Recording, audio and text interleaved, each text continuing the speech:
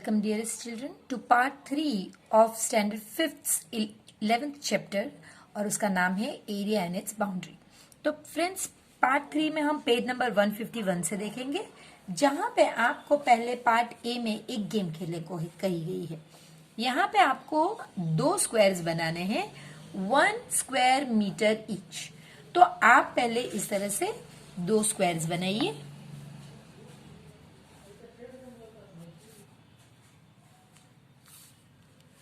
और इनका जो एरिया है, देखिए यहीं से आपको पता चल जाना चाहिए स्क्वायर मीटर, यानी कि ये एरिया की बात कही गई है।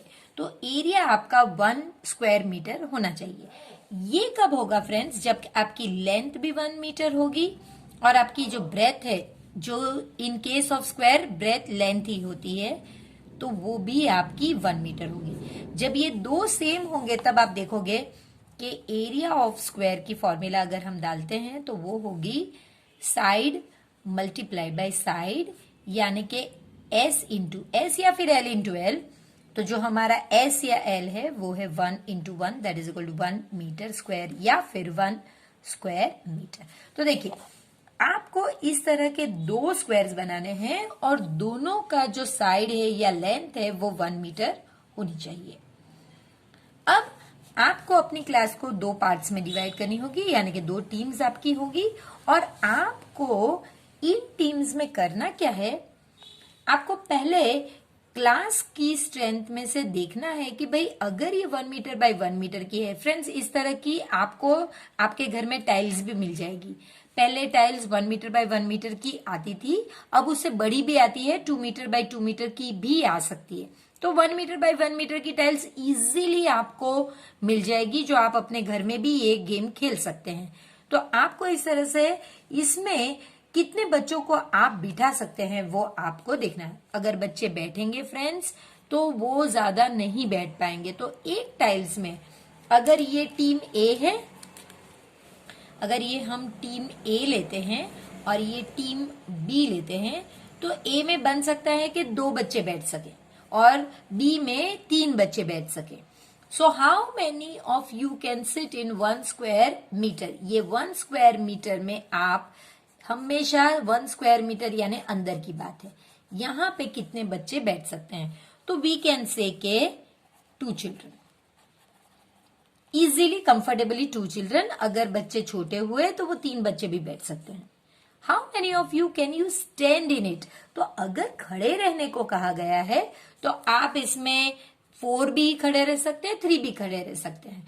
सो हम अगर कहेंगे कि इस टीम में 3 स्टूडेंट्स कैन स्टैंड या 3 चिल्ड्रन कैन स्टैंड, और इस टीम में हम देखेंगे कि सपोज 4 बच्चे खड़े रहते हैं या फिर 5 बच्चे, हम 5 ले लेते हैं। तो how many of you can stand in it? 3 children. हमारी टीम में यानी कि टीम ए में 3 children. Which team could make more children stand in the square? तो आपने जब ड्रॉ किया तभी आपको पता चल गया कि यहाँ पे टीम बी में ज्यादा बच्चे। कितने ज्यादा? तो यहाँ पे पहले क्वेश्चन का आंसर है which team could make more children stand in the square. तो हम उसके लिए लिखेंगे team B. How many? 5 children. फिर इसके बाद है which team could make more children sit in the square? यहां पे हमने 2 बच्चे बिठाए हैं। टीम बी में अगर 3 बच्चे बिठा सकते हैं आप, तो आप यहां पे विच टीम में लिखेंगे टीम बी। कितने बच्चे? टीम ए ने अगर 2 बच्चे बिठाए हैं तो टीम बी हो सकता है कि 3 चिल्ड्रन बिठा सके। ये फ्रेंड्स ये मेरे आंसर्स हैं, ये आंसर्स आपके अलग हो सकते हैं। आपकी टीम और टीम में कितनी साइज के बच्चे हैं वो डिपेंड करेगा, तो उस हिसाब से आप अपने आंसर्स लिखिए। इसके बाद जो सेकंड क्वेश्चन है वहां आपसे कहा गया है कि measure the length of the floor of your classroom in metres, also measure its width. तो फ्रेंड अगर मेरी क्लासरूम इस तरह की है कि जहां पे हो सकता है कि लेंथ और ब्रेथ दोनों सेम हो, तो वो स्क्वायर क्लासरूम भी हो सकता है। और मेरी क्लासरूम में लेंथ अगर 10 सेंटीमीटर है और ब्रेथ जो है ये सपोज 9 सेंटीमीटर, मुझे माफ कीजिएगा 10 मीटर, और ब्रेथ जो है ये 9 मीटर है, तो what is the area of the floor of your classroom? हम जानते हैं फ्रेंड्स कि हम फॉर्मूला क्या लगाएंगे, क्योंकि ये रेक्टेंगल है, अगर दो डिफरेंट मेजर है तो ये रेक्टेंगल है। Area of classroom is equal to length multiplied by breadth. So length मेरी 10 है और ये 9 है, तो 90 मीटर स्क्वायर या फिर 90 स्क्वायर मीटर। आप दो में से कोई भी एक लिख सकते हैं, या तो आप 90 मीटर स्क्वायर लिखिए या 90 स्क्वायर मीटर, दो में से कोई भी एक। How many children are there in your class? तो हम कहेंगे कि भाई मेरी क्लास में है 52 बच्चे। फॉर एग्जाम्पल फ्रेंड्स, ये राइट आंसर नहीं है, ये एक इमेजिनरी नंबर है जो मैं ले रही हूं। तो मेरी क्लास में 52 बच्चे, हो सकता है कि आपकी क्लास में 40 बच्चे हो, किसी की क्लास में 25 हो, और किसी की क्लास में ज्यादा भी हो सकता है, तो वह आप अपना नंबर लिखिए। So how many children can sit in 1 square metre? Friends देखिए, अब अगर 90 मीटर स्क्वायर में 52 बच्चे बैठते हैं तो आपको कैलकुलेशन करना होगा जो इस तरह होगा। आप लिखोगे 90 metre square is equal to 52 children, 1 metre square is equal to how much? तो क्योंकि ये डिवीजन का सम है तो क्वेश्चन मार्क के ऊपर वाला नंबर हमेशा ऊपर आएगा और 90 नीचे। आप देख सकते हैं फ्रेंड्स कि ये प्रॉपर फ्रैक्शन है जहां पे ऊपर छोटा नंबर और नीचे बड़ा नंबर है। इसका मतलब इसका आंसर लेस देन 1 हो। तो आप लिख सकते हैं यहां पे लेस देन 1 चाइल्ड, या फिर आप यहां पे ऐसे भी लिख सकते हैं 1 चाइल्ड 1 स्क्वायर मीटर में बैठ सकता है। जबकि ये जो टाइल्स हमने बनाई थी उसमें आप देख सकते हैं कि इसमें हमने लिए थे 2 चिल्ड्रन और इसमें 3 चिल्ड्रन 1 स्क्वायर मीटर में बैठते हैं, जबकि हमारी कैलकुलेशन के हिसाब से कम, एक बच्चे से भी कम, यानी कि आप या फिर आप 1 चाइल्ड इस तरह से ले सकते हैं। अब लास्ट क्वेश्चन जो ये पेज पे है, if you want to move around easily then how many children do you think should be there in 1 square metre? अगर आपको आराम से चलना है और आपको यहाँ पे स्टैंड और सिट नहीं लिखा गया है तो हम यहाँ पे लिख सकते हैं 1 चाइल्ड। अगर एक चाइल्ड 1 स्क्वायर मीटर में बैठे या खड़ा रहे तो वो आराम से मूव कर सकता है। ये जो आपसे कहा गया है फ्रेंड्स के can you imagine how big a square of side 1 kilometre is? तो फ्रेंड्स 1 किलोमीटर अगर किसी की साइड हो तो उसका स्क्वायर कितना बड़ा होगा ये आपको इमेजिन करने के लिए कहा गया है। यानी कि इस साइड पे भी 1 किलोमीटर और इस साइड पे भी 1 किलोमीटर हो तो ये कितना बड़ा स्क्वायर होगा? फ्रेंड्स ये 1 किलोमीटर स्क्वायर होगा या फिर 1 स्क्वायर किलोमीटर का एरिया होगा। और इतने में कितने लोग रह सकते हैं आपको वो गैस करना होगा। तो फ्रेंड्स ये अलग अलग जगह में अलग अलग हो सकता है, इसे डेंसिटी कहा जाता है। तो इसके लिए आपको कहा गया है कि वेस्ट बंगाल में इतने ही एरिया में 900 लोग रहते हैं, जबकि अरुणाचल प्रदेश में इतने ही एरिया में सिर्फ 15 पीपल रहते हैं। अब जो है सम ये बहुत बहुत इंटरेस्टिंग है।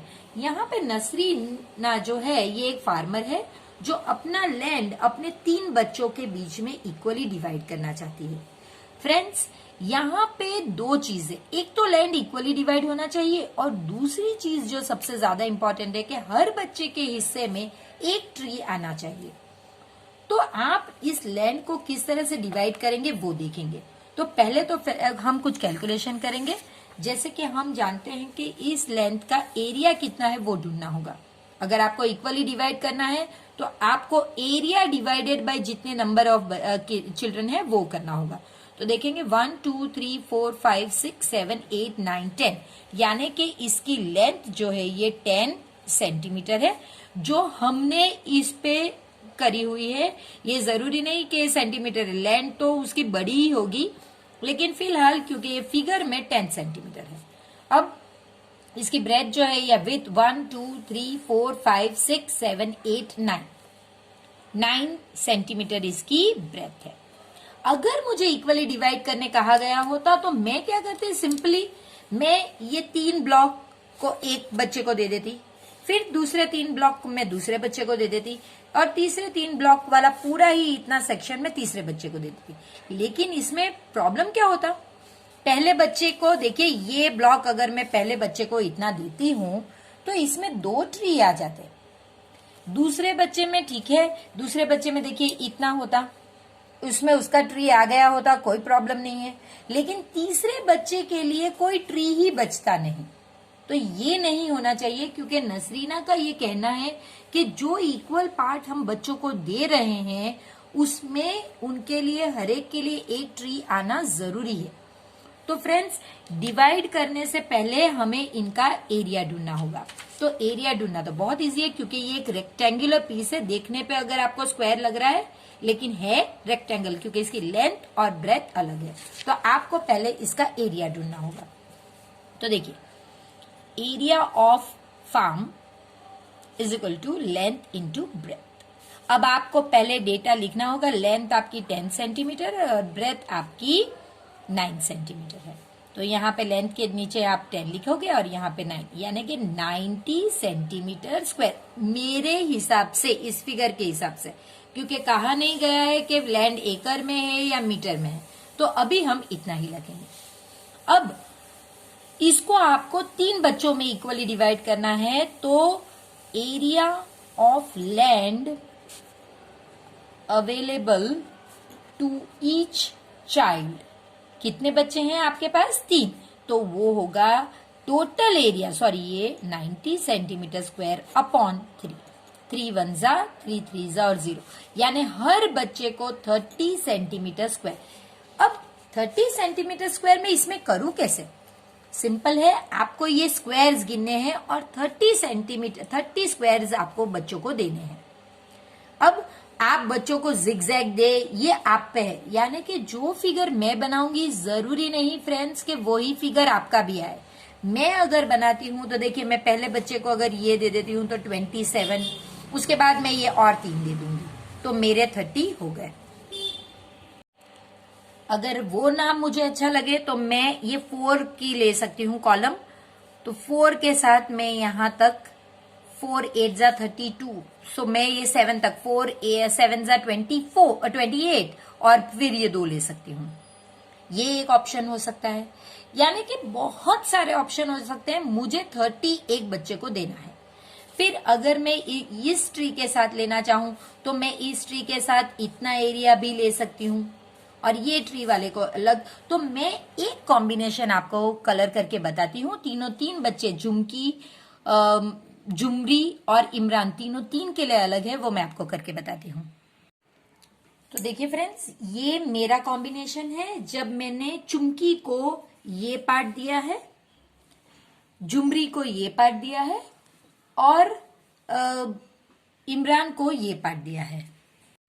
इसके अलावा भी बहुत सारे कॉम्बिनेशन हो सकते हैं, लेकिन हमें इक्वल एरिया डिवाइड करना है। अगर आप काउंट करोगे तो ये बॉक्सेस भी 30 होंगे, ये वाले भी 30 होंगे और ये वाले भी 30 होंगे, और हर एक को एक एक ट्री उनके शेयर में मिलता है। अब आपसे जो क्वेश्चन पूछे गए हैं वो हम देखते हैं। Can you divide the land equally? तो yes, we can do that. ये आपको पहले का question. Show how will you divide it? तो ये हमने ऑलरेडी इस तरह से आपको पूरा कैलकुलेशन बताना है कि भाई एरिया फार्म का इतना है, और अगर लैंड 3 बच्चों में डिवाइड करना है तो आपको जो एरिया है वो डिवाइडेड बाय 3 करना है। तो इस तरह से 30 सेंटीमीटर हर एक को मिलना चाहिए। फिर आपको कलर करना है ईच पर्सन को डिफरेंटली, तो जो हमने ऑलरेडी आपके लिए किया हुआ है, ये 3 लैंड को डिवाइड करके। अब आपसे आगे कहा गया है कि if each square on this page is equal to 1 square metre. अभी तक हम ईच स्क्वायर को क्या सोचते थे? 1 सेंटीमीटर स्क्वायर, लेकिन फिर दे दिया गया है कि ईच स्क्वायर जो है वो 1 मीटर स्क्वायर है। यानी कि आपका जो लैंड है हर एक बच्चे को कितना मिला? तो फ्रेंड्स, हमने देखा था कि हर एक बच्चे को 30 सेंटीमीटर स्क्वायर मिला है, लेकिन अब क्योंकि ये कह दिया गया है कि वो हर एक जो है वो मीटर है, तो हर एक बच्चे को 30 मीटर स्क्वायर लैंड मिलेगा। अब चुमकी, झुमरी और इमरान तीन को अपनी जो लैंड है उसे फेंस करनी है। तो जब भी आप वर्ड फेंस ढूंढे या आप सुने तो आपको याद रखना है कि फेंसिंग सिर्फ बॉर्डर पे होती है, यानी कि वो आपका पेरीमीटर है। तो पहली चीज ये होगी कि जितना भी वायर यूज होगा वो एक्चुअली में पेरीमीटर होगा। तो कैसे करोगे आप इसे प्लस करोगे। जो इस केस में देखिए ये 4 है, ये जो है ये आपका 7 है, ये जो है 2 है, फिर आपको ये भी लेना है जो 1 है, अगेन ये वाला 2 है, और ये जो है ये आपका 8 है, सॉरी ये आपका 7 और 8 है, राइट है। तो इतना है आपका। तो जब आप पेरीमीटर ढूंढो तो क्योंकि ये फिगर ना तो स्क्वायर है ना तो रेक्टेंगल, तो हमारे पास इसकी कोई फॉर्मूला नहीं है। तो हमें सिर्फ 4 + 7 + 2 मीटर + 1 मीटर, क्योंकि ये मीटर कहा गया है इसलिए 2 + 2 मीटर + 8 मीटर, इन्हें आपको सिर्फ प्लस करना है। तो वो आप इस तरह से लिखोगे। लेंथ ऑफ वायर आपको पेरीमीटर पहले कह देना होगा, फिर आपको चुमकी के जो फार्म है उसका पेरीमीटर लेना है। तो 4 मीटर + 7 मीटर, फिर 2 metre, 1 metre, 2 metre, + 2 metre + 1 metre + 2 metre, और उसके बाद ये लास्ट 8 मीटर है, तो 8 मीटर। तो आपको इतने को ही ऐड करना है। तो 10 और ये 24 मीटर। क्योंकि ये पेरीमीटर है, यहां पे सिर्फ यूनिट मीटर आएगा, आप प्लीज इसका ध्यान दीजिए। अब इसके बाद झुमरी के फार्म का पेरीमीटर ढूंढना है, क्योंकि उसे भी फेंसिंग करनी है।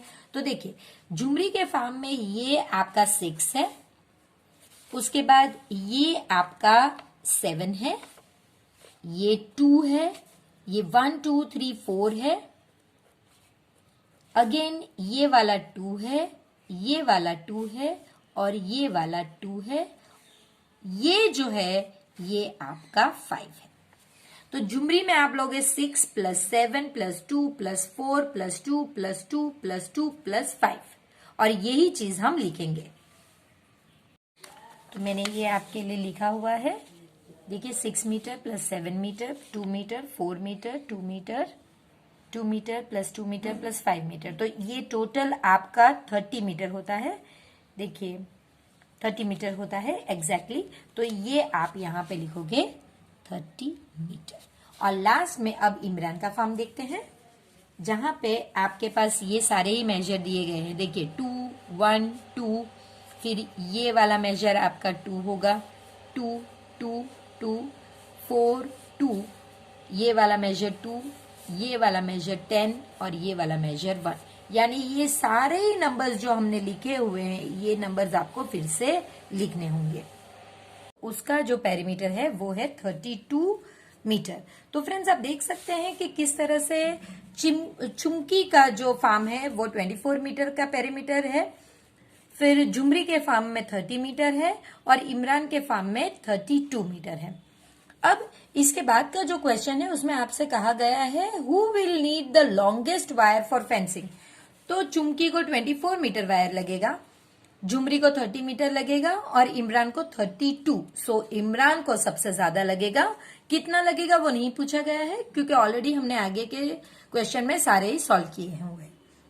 और लास्ट में how much wire in all will be required, यानी 3 जन को कितना वायर लगेगा। तो आपको 24 मीटर + 30 मीटर + 32 मीटर, ये तीन को ऐड करके आंसर लिखना है, जो होता है 86 metre.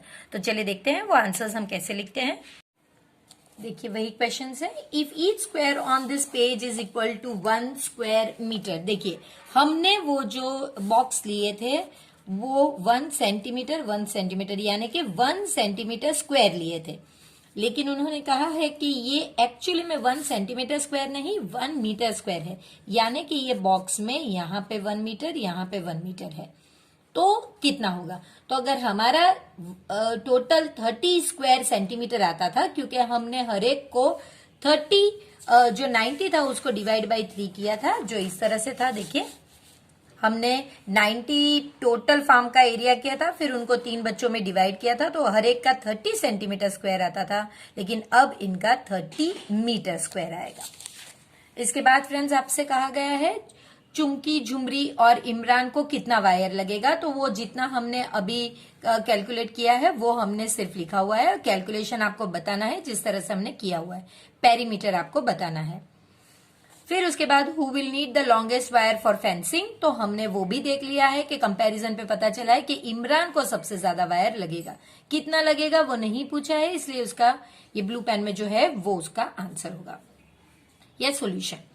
How much wire in all will the three need, तो आपको चुमकी का, झुमरी का और इमरान का तीन को आपको ऐड करना है और वो 86 मीटर वायर वो रिक्वायर करेंगे।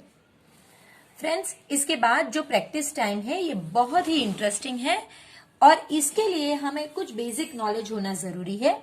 जैसे कि लेंथ, अगर आप किसी चीज की मेजर कर रहे हैं, लेंथ कर रहे हैं, तो जो सबसे छोटा यूनिट होता है जो हमारे लिए इस लेसन में है वो है सेंटीमीटर। वैसे ये सबसे छोटा नहीं होता, लेकिन 5th स्टैंडर्ड में जब हम ये लेसन कर रहे हैं तो सबसे छोटा है सेंटीमीटर, जो हमारी स्केल पे दिया गया होता है। ये हर एक जो मार्किंग्स है ये सेंटीमीटर के हैं। अगर इससे बड़ा है तो वो होगा मीटर, जो मैंने आपको जैसे बताया है कि टाइल जो आपकी होती है, अब जो नए प्रकार की टाइल्स आती है वो मीटर बाय मीटर की भी मिलती है। और लास्ट में किलोमीटर, जैसे कि आपका अपने स्कूल से घर का रास्ता 1 किलोमीटर हो सकता है, या फिर आपके घर से बाजार का या फिर पार्क का, तो वो डिस्टेंस ज्यादा होता है तो वो होता है किलोमीटर। ये आपको पता होना चाहिए। इस पे से अगर हम आगे बढ़ते हैं तो हैंकरचिफ अगर आप देखोगे तो वो छोटा मेजर होता है, यानी कि हैंकरचिफ का मेजर अगर सेंटीमीटर में होगा तो फिर उसका जो एरिया आपको ढूंढना है। देखिए इस एक्सरसाइज में आपको एरिया बताना है, सिर्फ आपको बताना है कि वो क्या होगा, क्या वो स्क्वायर सेंटीमीटर होगा, यानी कि इस तरह से आपको आंसर मिलेगा, क्या वो मीटर स्क्वायर होगा या वो किलोमीटर स्क्वायर होगा। तो फ्रेंड्स, क्योंकि हैंकरचिफ जो होता है वो सेंटीमीटर में उसकी मेजर होती है, इसलिए उसका एरिया सेंटीमीटर स्क्वायर में होगा। अब जो साड़ी है उसकी मेजर, ये साड़ी अगर है तो ये जो है 5 मीटर उसकी लेंथ होती है मिनिमम, उसके बाद बढ़ भी सकती है, यानी कि साड़ी का जो एरिया होगा वो मीटर स्क्वायर में, अगर ये मीटर में है तो फिर मीटर स्क्वायर में होगा। आपकी जो बुक है पेज की, आप देख सकते हैं कि बुक का जो भी पेज है, सॉरी पेज की बुक नहीं, पेज ऑफ द बुक, तो फिर वो पेज जो है वो सेंटीमीटर में नापा जा सकता है, तो उसका एरिया फ्रेंड्स स्क्वायर सेंटीमीटर होगा। अब अगर आप अपनी स्कूल का लैंड देखें तो आप देखेंगे कि स्कूल में सारे ही क्लासेस होती है, लाइब्रेरी होती है, असेंबली हॉल होती है, ऑफिस होता है, प्लेग्राउंड होता है, तो वो सारा मिला के आप इसे मीटर स्क्वायर में काउंट कर सकते हैं, तो वो आप ले सकते हैं। ये किलोमीटर में नहीं हो सकता, इसलिए ये आप मीटर स्क्वायर में ले सकते हैं। अब इसके बाद total land of the city, city अगर बड़ा है या छोटा है, सिटी 1 किलोमीटर से ज्यादा ही बड़ा होगा, तो फिर वो total length of the city जो है ये आपका स्क्वायर किलोमीटर होगा। ये किलोमीटर होगा तो फिर यहाँ पे square kilometre. Doors of your classroom, friends जो डोर होते हैं वो इस तरह जो हाइट होती है डोर की, ये मीटर से ज्यादा होती है, तो इसलिए डोर का कैलकुलेशन नॉर्मली मीटर स्क्वायर में करते हैं। अगर आप चाहें तो आप इसे सेंटीमीटर में और इसे भी सेंटीमीटर में करके भी कर सकते हैं, यानी अगर आप चाहें तो यहाँ पे आप सेंटीमीटर स्क्वायर में भी आंसर लिख सकते हैं, लेकिन नॉर्मली डोर जो होते हैं वो स्क्वायर मीटर में होते हैं। इसके बाद जो सीट पे आप बैठ रहे हैं यानी कि चेयर पे, तो वो यकीनन सेंटीमीटर में होगा और इसीलिए ये सेंटीमीटर स्क्वायर है। ब्लैक बोर्ड जो है आप जानते हैं कि ब्लैक बोर्ड इस तरह से, इसकी जो लेंथ है ये मीटर में हो सकती है, इसलिए हम ब्लैक बोर्ड को मीटर स्क्वायर में लेंगे। अगर आप इसे सेंटीमीटर स्क्वायर में लेते हैं तो वो भी राइट ही है। अब ये जो है फ्रेंड इंडियन फ्लैग, ये इंडियन फ्लैग के 2 मायने हो सकते हैं। अगर तो भी ये इंडियन फ्लैग हम जो रिपब्लिक डे या इंडिपेंडेंस डे के दिन हमारे घरों पे लगाते हैं छोटे, या फिर हमारी बाइक्स पे लगाते हैं, साइकिल्स पे लगाते हैं, तो फिर वो छोटे होते हैं। अगर वो छोटे हैं तो सेंटीमीटर स्क्वायर, और अगर आप अपनी स्कूल की बिल्डिंग पे जो लगता है वो या फिर गवर्नमेंट ऑफिसेस पे लगता है तो वो बड़े होते हैं, तो तब यहाँ पे आंसर आएगा मीटर स्क्वायर। तो इनमें दोनों में ही आंसर्स आ सकते हैं, डिपेंड करता है कि ये इंडियन फ्लैग कहाँ पे लगाया गया है। Land over which the river flows, तो रिवर का जो लेंथ होती है वो बहुत बड़ी होती है, जैसे कि आप गंगा रिवर ले लीजिए तो वो हो गया, या फिर आप ले लीजिए यमुना, नर्मदा, तापी, या फिर आप ले लीजिए सतलज या कोई भी बड़ी रिवर, तो वो किलोमीटर्स में होती है और इसीलिए वो जो लैंड कवर करेगी वो स्क्वायर किलोमीटर में। तो फ्रेंड्स, ये अगर आपको पता चल गया तो फिर ये तो सिर्फ उसका स्क्वायर ही करना है, जो बहुत हमारे लिए इजी होने वाला है। ये जो सम है B, draw a square of this much square centimetre. Friends, अगर कोई भी चीज के आगे स्क्वायर सेंटीमीटर दिया गया है, यानी कि ये जो है ये आपका एरिया हो गया। तो एरिया आपको स्क्वायर का 9 स्क्वायर सेंटीमीटर दिया गया है, तो वो आपको ड्रॉ करना है। तो कैसे ड्रॉ करेंगे, उसके लिए पहली चीज जो आपको चाहिए होगी वो होगी आपको साइड का मेजर ढूंढना है। तो वो कुछ इस तरह करेंगे, area of square is equal to 9 centimetre square. अब आप एरिया की फॉर्मूला लगाइए, S into S is equal to 9 centimetre square. अब इसके आपको कुछ इस तरह के फैक्टर बनाने हैं जो 2 बार मल्टीप्लाई करने पर आए, जैसे कि S into S is equal to 3 into 3। 9 के फैक्टर्स आपने 3 बनाए, तो अब आप बता सकते हैं कि साइड इज इक्वल टू 3। एक S 3 के बराबर है, और अगर आप साइड ढूंढ रहे हैं तो यहाँ पे यूनिट सिर्फ सेंटीमीटर आएगा। तो इतने पे से आपको पता चल गया कि जो आपको स्क्वायर ड्रॉ करना है उसकी साइड 3 सेंटीमीटर है, ना कि 9। अगर स्क्वायर सेंटीमीटर तो ये एरिया है, तो इस तरह से आप पहले करोगे, फिर आप अपने लिए इस तरह से एक स्क्वायर ड्रॉ करोगे जिसकी साइड 3 सेंटीमीटर, साइड या लेंथ आप जो भी ले सकते हैं वो दोनों सेम ही है। अब और राइट ए ऑन इट, यानी कि ये आपका जो स्क्वायर है ये है A. Draw another square with double the side. So अब आपको दूसरा स्क्वायर जो ड्रॉ करना है दैट इज इक्वल टू, यानी कि इसकी साइड, ये S1 है तो ये S2 ले लीजिए, इसकी साइड S1 से डबल होनी चाहिए, यानी कि मल्टीप्लाई बाई 2। तो ये आपको पता है S1 आपने ढूंढ लिया 3 सेंटीमीटर और into 2 that is equal to 6 centimetre, यानी कि अब जो आप ड्रॉ करोगे स्क्वायर ये हो जाएगा 6 सेंटीमीटर बाय 6 सेंटीमीटर का, और इसे आपको नाम देना है बी।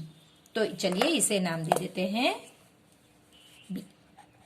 अब आपको क्या करना है, अब आपको आंसर करना है the perimeter of square A, यानी इसका पेरीमीटर ढूंढना है। The side of square B, तो वो तो हमने ढूंढ ली, जो हमने 6 सेंटीमीटर जो हमने किया हुआ है यहाँ पे कैलकुलेशन, वो साइड ढूंढने के लिए, तो वो तो ढूंढ ली। फिर आपको एरिया भी ढूंढना है। तो चलिए हम दोनों ही स्क्वायर के एरिया भी ढूंढते हैं और उनके पेरीमीटर भी ढूंढते हैं।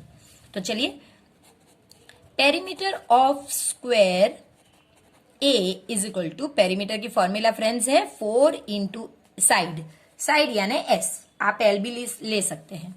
So that is equal to 4 into, अब इसकी साइड क्योंकि हमने कैलकुलेट कर ली है 3, तो ये हो गया आपका 12, और क्योंकि ये पेरीमीटर है हम यहाँ पे सिर्फ सेंटीमीटर लिखेंगे। इसके बाद हम ढूंढेंगे एरिया इसी का। सो एरिया ऑफ स्क्वायर, उसकी फॉर्मूला हमें पता है साइड मल्टीप्लाइड बाय साइड, यानी कि S इंटू एस भी आप लिख सकते हैं, वो भी राइट ही है। तो ये आपका हो जाएगा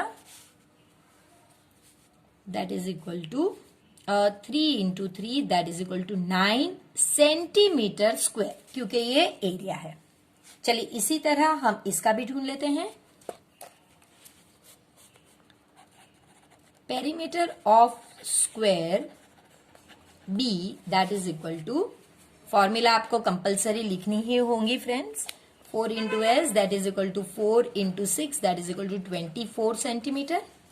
और एरिया के लिए again area of square B that is equal to side multiply by side that is equal to 6 multiply by 6 that is equal to 36 centimetre square. तो चलिए जो हमने ढूंढा है वो हम लिख लेते हैं। हमारा डेटा जो यहाँ पे पूछा गया है, the perimeter of square A is, तो स्क्वायर ए का पेरीमीटर हमने ढूंढ लिया था, 12 सेंटीमीटर आया था। The side of square B, तो आप देख सकते हैं बी की साइड हमने 6 सेंटीमीटर ढूंढी थी तो वो लिखेंगे। Area of square B, area of square B 36 centimetre है। स्क्वायर सेंटीमीटर आपके लिए ऑलरेडी लिखा गया है तो वो हम नहीं लिखेंगे। The area of square B is dash times the area of square A. Friends इसके लिए हमें कुछ कैलकुलेशन करना होगा, तो चलिए देखते हैं कैसे इसका कैलकुलेशन किया जाता है। The area of square B is dash times the area of square A. तो पहले आप यहीं पे लिख लीजिए कि भाई एरिया ऑफ स्क्वायर बी आपका कितना आया था, 36 सेंटीमीटर स्क्वायर, जबकि एरिया ऑफ स्क्वायर ए आपका आया था 9 centimetre square. So 36 divided by 9 करोगे आप, सो 9 व्हाट्स आर 36, आंसर है 4, तो यहां पे आंसर आएगा 4 times. So the area of square B is 4 times the area of square A, तो इसलिए यहां पे 4। अब आपसे कहा गया है पेरीमीटर ऑफ स्क्वायर बी, तो वो भी हमने कैलकुलेट करके देख लिया है, 24 सेंटीमीटर है। फ्रेंड्स हमने सारे पहले कैलकुलेशन किए थे, अभी हम सिर्फ ये जो आंसर्स है ये फिल इन कर रहे हैं। इसके बाद आपसे कहा गया है the perimeter of square B is dash times the perimeter of square A. तो अगेन फ्रेंड्स इसमें वही करना है, आपको पेरीमीटर जो स्क्वायर बी का है वो पहले लिखना है, जो हमारे केस में 24 सेंटीमीटर था, और स्क्वायर ए का पेरीमीटर आपका था 12 सेंटीमीटर। तो यही आपको करना है, 24 डिवाइडेड बाय 12, 12 2 ज़ा 24, सो 2 टाइम्स, इसका आंसर आएगा 2 टाइम्स। तो फ्रेंड्स यहां पे हम इस पार्ट को खत्म करते हैं और फिर मिलते हैं हमारे last part of the chapter में, जो 4th पार्ट होगा। फ्रेंड्स जो हमारे साथ अभी नए जुड़े हैं तो उनसे मैं यही कहूंगी कि प्लीज आगे के पार्ट्स भी चेक कर लीजिए और प्लीज चैनल को सब्सक्राइब कीजिए, वीडियो को जरूर लाइक कीजिए और प्लीज इसे अपने फ्रेंड्स के साथ शेयर भी कीजिए।